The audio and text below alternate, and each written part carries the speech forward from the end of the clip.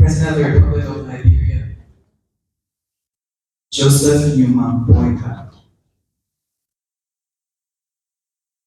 The Minister of Finance and members of the Cabinet present, the Doyen and members of the Diplomatic Corps and Consular Corps, the UN Resident Coordinator for Liberia, USG Gatete, USG Duarte, and other members of the UN family here and online.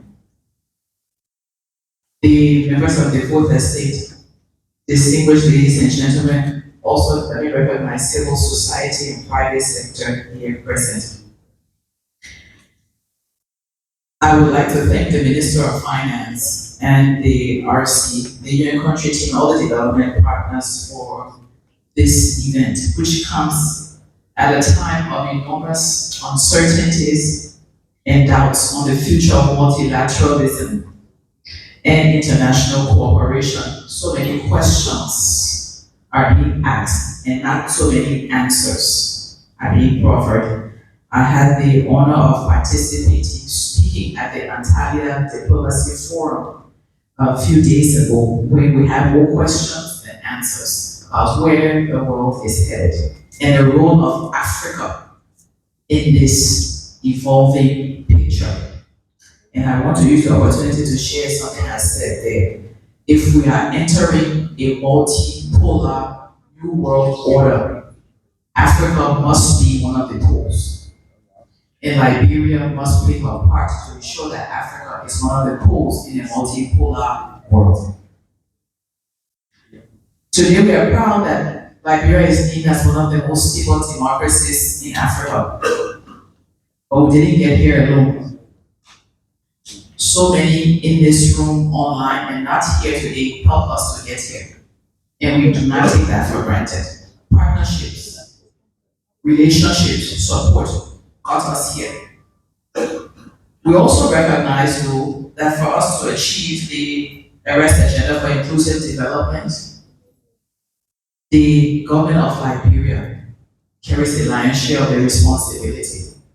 And our president, President Joseph Newman Boyka, is clear about that and has not taken that for granted. And I like how Jinsa Gafan coined it, the captain of our ship.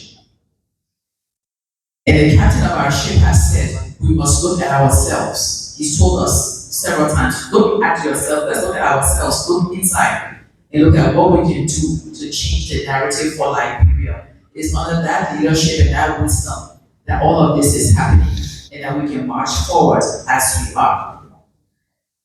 The goals of the AID, several goals, and one of the major things is that the AID has taken a vision of the Liberian people who said that by 2030, we want to be a lower middle income country. That in mind, we have articulated the Arrest Agenda for Inclusive Development. And with that in mind, it means that we must do everything we can to achieve all that we can every single month, every single year. I want to laud the Ministry of Public Works, as others have done before me, for the possibility that we may overachieve in that particular sector.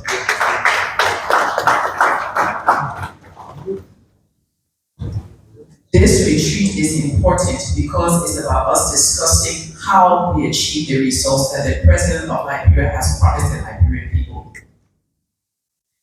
As our international partners, we call this a Development Partners Retreat. And I was looking around the room and I was saying to myself, development partners, what does that really mean? Who's really seated in this room? We sit here as partners. Some are donors, some are funders, some are implementers.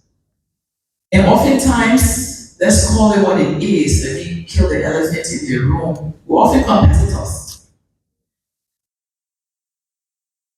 The resources that come from donors, sometimes sought after by the UN and international NGOs, the same funding that government is seeking to get. So we're talking about having a retreat. We need to speak truth about what this is really about. In the face of dwindling resources, who gets the resources?